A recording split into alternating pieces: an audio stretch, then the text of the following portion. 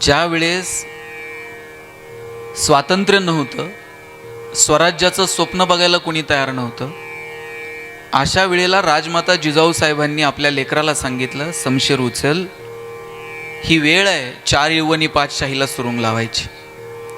आणि किती दुःख सहन करावं लागलं माहिती आहे. ते तुम्हाला मी एक प्रसंग सांगेल. जिजामाता साहेब म्हणजे मुळातच ज्या जाधव कुटुंबातून होत्या, ते जाधव कुटुंब आणि ज्या घरात त्यांना दिलं शहाजी भोसलेंच्या घरी, ते भोसले कुटुंब यांच्यामध्ये कमालीचं वैर निर्माण झालेलं होतं. आणि जाधव शोधत होते शहाजी भोसले कुठे सापडतील आणि आपण त्यांना पकडू. आणि मग त्यांना एक दिवशी कळालं की जुन्नरला गरोदर अवस्थेत असणाऱ्या जिजाऊंना सोडवायला शहाजीराजे गेलेत. आणि लखोजी जाधवांनी त्या जुन्नरला वेढा घातला. आणि मग लखोजी जाधव असं त्या विश्वासरावांच्या दाराच्या समोर जाऊन उभे राहिले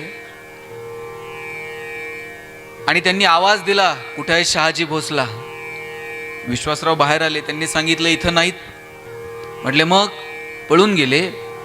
त्यांनी सांगितलं जाधव भोसल्यांवर अजून ती वेळ आली नाही की ते पळून जातील. मग लपून बसले. बोलता काय? विश्वासरावांनी समशेर काढली, लखोजी जाधवांनी समशेर काढली, दोघांमध्ये खणाखणी सुनू होणार. मग जिजाऊ साहेब पुढे आल्या आणि त्यांनी सांगितलं, आबा किती दिवस आपणच अशा तलवारी आपल्या आपल्या विरोधात उभा राहायच्या, थांबवा हे सगळं. तुम्हाला हे शत्रुत्व संपवायचं आहे ना. वडिलांचा हात असा हातात घेतला, कपाळावरती ठेवला आणि सांगितलं, माझ्या कपाळावरचं कुंकू पुसा आणि संपवा शत्रुत्व. आणि मग वडिलांनी सांगितलं, जिजा माझं रक्त जसं तुझ्यात आहे तसं जाधवांच्या कुळीला बांधलंय. हे शत्रुत्व संपेल आमच्या मरणानंतर, पण तुला शब्द देतो की तुझ्या कुंकवाला हात घालणार नाही. त्या दिवशी तिथं त्यांनी मुक्काम केला. सकाळी सोडवायला गेले शिवनेरीवरती. आणि हे सगळे प्रसंग. आणि एक दिवशी अचानक जिजाऊ साहेबांच्या कानावरती बातमी आली, आपले वडील आणि आपले 3 तरुण भाऊ सुलतानाला भेटायला गेले दरबारात. मुजरे झडले. मुजरा तर नाहीच स्वीकारला सुलतानानं, पण लपून बसलेले सगळे मारेकरी बाहेर आले. सपासप वार झाले. आणि एकाच दिवशी जिजाऊ साहेबांचे 3 भाऊ आणि जिजाऊ साहेबांचे वडील एकाच दिवशी मारले गेले. आणि त्यावेळेस तर प्रथा होती, नवरा गेले काय नवराच्या पाठीमागं स्त्रीनं पण सती जायचं. विचार करा बरं. एकाच दिवशी या 3 भाऊजाया आणि जिजाऊ साहेबांच्या आई कपाळावरचं कुंकू पुसलं गेलं. काय अवस्था झाली असेल हो जिजाऊ साहेबांची. आणि अशाही अवस्थेत त्यांनी आपल्या लेकराला सांगितलं, शांत राहून चालणार नाही, शमशेर उचलावी लागेल, स्वराज्य निर्माण करावं लागेल. आणि म्हणून मी सुरुवातीलाच म्हटलं, आज तुम्ही ज्या थाटामाटात बसलाय त्यासाठी पुढाकार जर कुणी घेतला असेल तर तो जिजाऊ साहेबांनी घेतला. एक वेळ होती, मुलींना शिक्षणाचा अधिकार नव्हता. अनेक अनिष्ट चालीरीती परंपरा, चूल आणि मूल याच्या पलीकडे स्त्रियांनी जायचं नाही. त्यावेळेला जिजाऊ साहेबांनी त्यावेळेला सावित्रीबाईंनी सांगितलं, ज्योतिरावांनी सावित्रीबाईंना सांगितलं, सावित्री तू शिकलं पाहिजे आणि गोरगरिबाच्या सर्वसामान्य कुटुंबातल्या स्त्रियांना सुद्धा तू शिकवलं पाहिजे. सावित्रीबाई जेव्हा ते शाळा उघडली, पुण्यामध्ये पहिली मुलींची शाळा सुरू केली. आणि जेव्हा जिजाऊ साहेब त्या शाळेमध्ये जायच्या, लोक त्यांना दगडधोंडे फेकून मारायचे. साडी खराब व्हायची, 2 साड्या सोबत घेऊन जायच्या. खराब जर साडी झाली तर येताना दुसरी साडी बदलून परत यायचं. आज ज्या मुली शिकायला लागल्या त्यासाठी कुणा एका सावित्रीनं स्वतः पुढाकार घेतला, त्रास सहन केला आणि म्हणून तुम्ही शिकायला लागल्या. आणि बघा, मी आणखी एक महत्त्वपूर्ण नाव घेईल आणि ते म्हणजे अहिल्याबाई होळकर. अहिल्याबाई होळकर आपल्या नगरच्या, गेल्या कुठे इंदोरला राज्य केलं. इंदोरला राज्य केलं आणि इतकी भीषण परिस्थिती निर्माण झाली. अहिल्यादेवींचे आई वडील गेले, सासू सासरे गेले, नंतर मुलगा गेला, मुलगी गेली, जावाई गेला आणि एकट्या राहिल्या अहिल्यादेवी. आणि राघोबा दादा जेव्हा त्या राज्यावरती आक्रमण करून आले तेव्हा अहिल्यादेवींनी त्यांना पत्र लिहिलं, राघोबा दादा तुम्ही जर हे राज्य मला असंच मागितलं ना, मी असंच देऊन टाकल, पण तुम्ही जर हिसकावण्याच्या हिशोबाने जर माझ्यावरती चाल करून आलात तर अहिल्याला एकटी समजू नका. 2000 महिलांची फौज घेऊन अहिल्या स्वतः रणांगणात भाला घेऊन उभी राहील. त्यावरती राघवदादांनी पत्र लिहिलं, अहिल्या, आम्ही तुम्हाला लढायला नाही, आम्ही तुमच्या सांत्वनासाठी तुम्हाला भेटायला येतोय. अहिल्यादेवींनी परत पत्र लिहिलं, सांत्वनासाठी येताना एवढी 10,000ची फौज कशाला, यायचंच असेल तर म्यान्यात बसून या. मग म्यान्यात बसून राघवदादा भेटायला गेले आणि मग अहिल्यादेवी पुढे स्वागताला गेल्या. मला तुम्हाला या सगळ्या गोष्टींची आठवण का करून द्यायची माहीत आहे की तुमच्यासारख्या सर्वसामान्य कुटुंबातल्या स्त्रियांनी पुढाकार घेतला आणि म्हणून आज तुम्ही इतकं छान आयुष्य जगू शकता. हा महिला दिन केवळ आणि केवळ एक दिवस महिलांचा सन्मान करण्याचा नाही आहे. महिलांना प्रतिष्ठा मिळाली पाहिजे, त्यांना समान संधी मिळाली पाहिजे, त्यांच्या कार्याचं कर्तृत्वाचं कौतुक झालं पाहिजे. त्यांचं कार्यकर्तृत्व तुम्ही कशात मोजणार आहात, कोणत्या एककांमध्ये मोजणार आहात. समाज म्हणून आपण काही गोष्टी ठरवायला नकोत. मी आज सगळ्यांना विनंती करणार आहे की आपण या महिला दिनाच्या निमित्तानं खरं तर सगळ्या पुरुषांनी ठरवलं पाहिजे की आम्ही आमच्या घरातल्या स्त्रियांचा जसा सन्मान करतो तसा इतरांच्या घरातल्या स्त्रियांचाही सन्मान करू. ते भाऊबीजेला भाऊ आपण त्याला काहीतरी ओवळणी ते आपल्याला टाकत असते. आपण त्या दिवशी त्या भावाला सांगितलं पाहिजे, हे तुझं गिफ्ट तर मला पाहिजेच, पण आणखी एक वचन मला दे. जितका सन्मान तू तुझ्या बहिणीचा करतो ना, तितकाच सन्मान तू इतरांच्या बहिणीचा कर. म्हणजे कोणत्या बहिणीसाठी मोर्चे काढावे लागणार नाहीत, कॅन्डल मार्च काढावे लागणार नाहीत. मला वाटतं महिला दिनाच्या दिवशी एवढं जरी आम्ही सगळ्यांनी ठरवलं तरी त्यांचा तो सन्मान होऊन जाईल. आणि मला माझ्या मूळ विषयाकडे याच्या अगोदर तुम्हाला सगळ्यांना विनंती करायची, महिलांचं कौतुक करायला शिका. आपण त्यांचे दोष सांगत बसतो, अशीच भाजी केली ते तर काय सांगावं तुला, उगं मी होतो म्हणून तुला सांभाळले. आणि मग त्या पण पुढं म्हणतात उगं मी होते म्हणून नांदले. आपण त्यांचे दोष सांगत बसतो, पण कधीतरी आपण त्यांचं कौतुक केलं पाहिजे. मला स्त्रियांचं इतकं कौतुक वाटतं बघा, 20-21 वर्ष ती आपल्या आईवडिलांकडे राहते आणि तळ हाताच्या फोडाप्रमाणे आईबापानं सांभाळलेलं असतं. ते सगळं घरदार आवडी निवडी अगदी बापाचं नावही पुसून त्या आपल्या घरात येतात, आपलं नाव लावतात, त्या घराला आपलंसं करून घेतात, त्या घरातल्या आवडीनिवडींशी जुळून घेतात. केवढा त्याग असतो हा. मला वाटतं या त्यागाचा सन्मान व्हायला पाहिजे. मग तुमची आई असेल, तुमची बहीण असेल, तुमची मुलगी असेल, कधीतरी तिचं कौतुक करा. मी असंच एका कार्यक्रमात म्हटलं महिलांचं कौतुक करा. ते म्हणजे कुणाचं कौतुक करायचं म्हटलं, घरी गेल्यानंतर आईला म्हण तू जन्म दिला म्हणून जग बघायला मिळालं. म्हटलं कधीतरी बहिणीला म्हण तू घरात होती, गोकुळ वाटत होतं घरात. कधीतरी मुलीला म्हण तू जन्माला आली आणि शिस्त लागली माझ्या आयुष्याला. आणि कधीतरी बायकोला म्हण तू होतीस म्हणून संसार झाला. ते म्हणला मी बाकी सगळ्यांचं कौतुक करेल, बायकोचं नाही करणार. म्हटलं बायकोचं करायला काय तुमचं पटत नाही का? तो म्हणलं पटायचं सोडावं, तिला कानानं ऐकायलाच येत नाही आणि कौतुक करून काय उपयोग आहे का? म्हटलं कानानं ऐकायला येत नाही तर तू दवाखान्यात जा, मशीन बिशीन लाव, मग कौतुक कर. बरं म्हटलं तेवढं करतो. दवाखान्यात गेला, डॉक्टरला सांगितलं यानं बायकोला ऐकायला येत नाही. बायको ते डॉक्टर म्हणले बायको कुठे आहे? म्हणले घरी. आणि म्हणले मग इथून काय उपचार करायचा? ते म्हणले एक काम कर, घरी जा आणि बायकोला किती अंतरापर्यंत ऐकायला येत नाही ना तेवढं जरा मोजून ये. घरी गेला, बेल दाबली, पोरानं दार उघडलं, बायको किचनमध्ये होती. यानं दारातूनच आवाज दिला, भाजी काय केली? तिकडून काहीच प्रतिक्रिया नाही. याला कळलं बायकोला दारातून ऐकायला येत नाही. हॉलमध्ये गेला, भाजी काय केली? काहीच प्रतिक्रिया नाही. याला कळलं हॉलमधून पण ऐकायला येत नाही. किचनच्या दारात जाऊन आवाज दिला, भाजी काय केली? काहीच प्रतिक्रिया नाही. याला कळलं प्रकरण गंभीर आहे, हिला किचनच्या दारातून पण ऐकायला येत नाही. शेवटी बायकोच्या मागं जाऊन उभा राहिला आणि जोरात कानात ओरडला, अगं भाजी काय केली? बायकोनं हातातली कढई अशी दंदिशी आदळली. म्हणली 4 वेळा सांगितलं नव्हतं तुम्हाला बटाट्याची केली म्हणून. तिकडं पारावर कळलं का नाही तुम्हाला? काहींना घरी गेल्यावर कळलं मला काय म्हणायचं. 20 वर्ष ह्याला ऐकायला येत नव्हतं. तिनं कसा संसार केला असेल सांगा बरं. धूल चेहरे पर थी और हम आईना साफ करते रहे. कधी पण स्वतःच्या अंतर्मनात डोकायचं. आपण इकडे तिकडे बघत राहतो आणि तिथे गडबड होऊन जाते.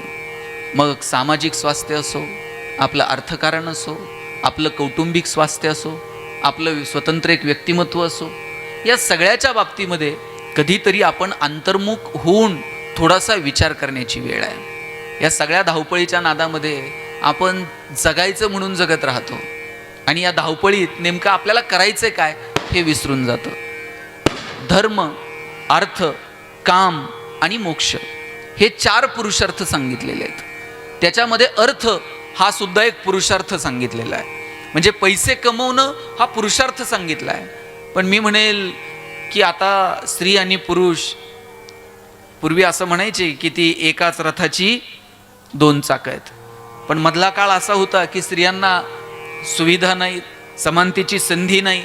आणि मग तो काळ असा होता की स्त्री आणि पुरुष एका रथाची 2 चाकं नाहीत, तर ती एका सायकलची 2 चाकं होती. पुढचं चाक हे पुरुषांच्या हातात असायचं, त्याच्यावर हँडल असायचं. हँडल कुठं वळवायचं, घंटी कुठं वाजवायची, ब्रेक कुठं दाबायचं हे पुरुष ठरवणार.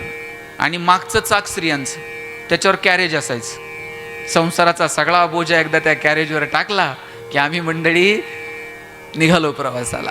पण आता परिस्थिती बदलली आहे. आता स्त्री पुरुष खऱ्या अर्थानं समानतेची संधी आपल्या सगळ्यांना मिळते.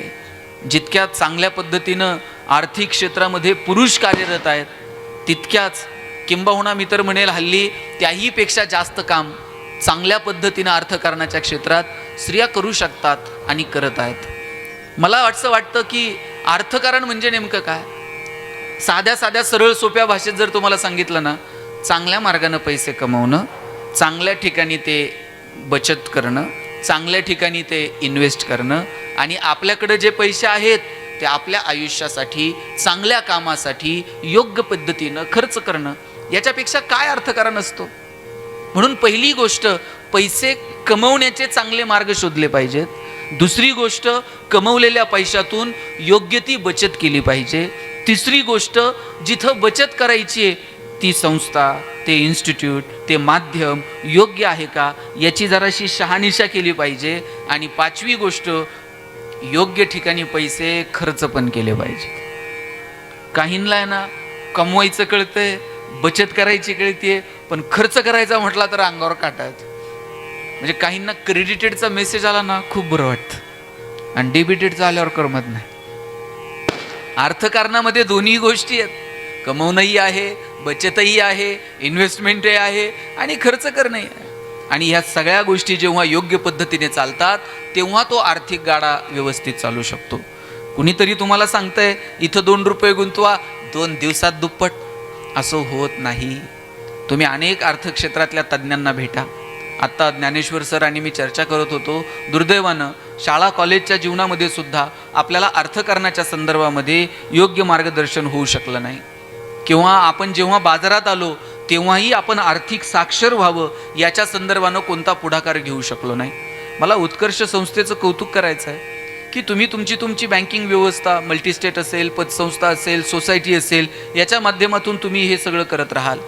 पण तुम्ही महिलांनी आर्थिकदृष्ट्या साक्षर व्हावं याच्यासाठी जो पुढाकार घेतलाय ना, मला तुम्हाला विनंती करायची, सगळ्यांनी एकदा ज्ञानेश्वर सरांचं कौतुक करा जरा टाळ्या वाजवून. अहो, आणि महिला थोडी दिशा दिली ना खूप चांगलं काम करू शकतात. मुळात आहे ना, देवाणघेवाण आणि तीही पारदर्शक हे पुरुषांपेक्षा सुद्धा महिलांना चांगलं कळतं. म्हणजे मला बघा, आमचा वाडा होता गावाकडं आणि कधी जर सुट्टीला गेलो तर वाड्याला पुढे एक मोठं दार होतं आणि मागच्या बाजूला एक छोटंसं दार होतं. आम्हाला प्रश्न पडायचा, एवढा मोठा वाडा, पुढं एवढं मोठं दार असताना हे मागं छोटं दार का केलं असेल? मग लक्षात आलं, घरात जर पाहुणे आले कधी आणि चहाला जर साखर नसेल तर आई ताईच्या हातात वाटी द्यायची आणि सांगायची, जा शेजारच्या मावशीकडनं जरा वाटीभर साखर घेऊन ये.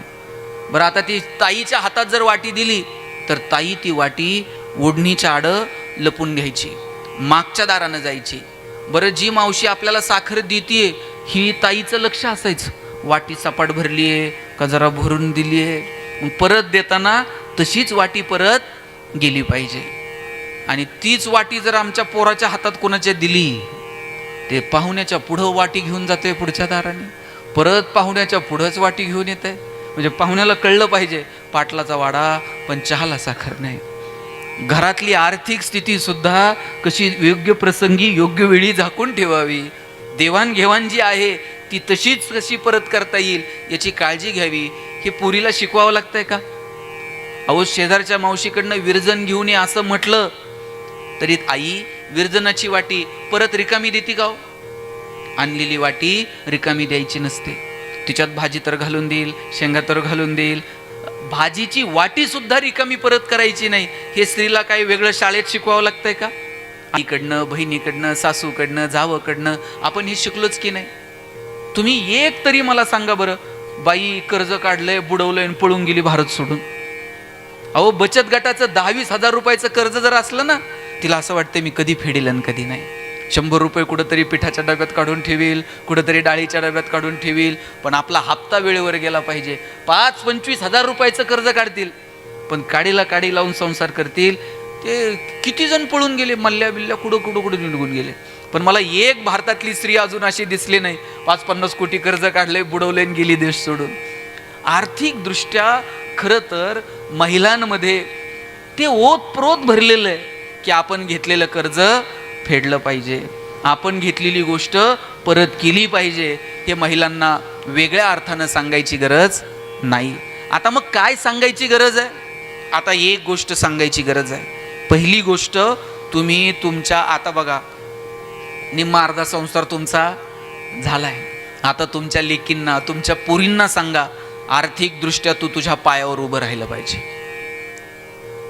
महिना अखेरला ज्या इथं महिला कोण नोकरीला असतील किंवा कुणाचं दुधाचा व्यवसाय असेल, कुणाचा काही शेतीचं माळवं बिळवं जात असेल, तुम्ही बघा जेव्हा तुम्ही 1-2 महिने चांगलं कष्टबिष्ट करताय, तुमची भाजी बिजी कुठंतरी मार्केटला जाते आणि हातात चांगली पट्टी येते, काय बरं वाटतं बरं. 8 दिवसाला जेव्हा इकडं 8 दिवस धारा काढ, अमुक कर तमुक कर, जनावरांना खाऊ घाल, पाणी पाज, आणि 8 दिवसानं जेव्हा डेअरीचं बिल हातात येत आहे, किती बरं वाटतं बरं. आणि ज्या महिला कामाला आहेत, कुठंतरी नोकरीला आहेत, महिना अखेरला त्यांच्या मोबाईलवर एक मेसेज येतो पगाराचा, क्रेडिटेड. काय कॉन्फिडन्स येतो जगण्यात. आर्थिकदृष्ट्या जेव्हा तुम्ही सक्षम असता, आर्थिकदृष्ट्या जेव्हा तुम्ही तुमच्या पायावर उभं राहता, तेव्हा जगण्यामध्ये एक कमालीचा आत्मविश्वास असतो. आणि ज्यावेळेस आर्थिक चणचण असते, साधं भाजी आणायला जायचं तर नवऱ्याला म्हणावं लागतंय 100 रुपये द्यावं, जरा भाजी घेऊन येते. बरं ते आल्यावर विचारते का एवढे लागले ते, बरं सगळं घर खातंय त्या 100 रुपयाच्या भाजी, पण तरी सुद्धा आल्यावर हिशोब द्यावा लागतं. पण जेव्हा ती बाई स्वतःच्या पायावरती उभी असते, त्यावेळेस योग्य ठिकाणी खर्च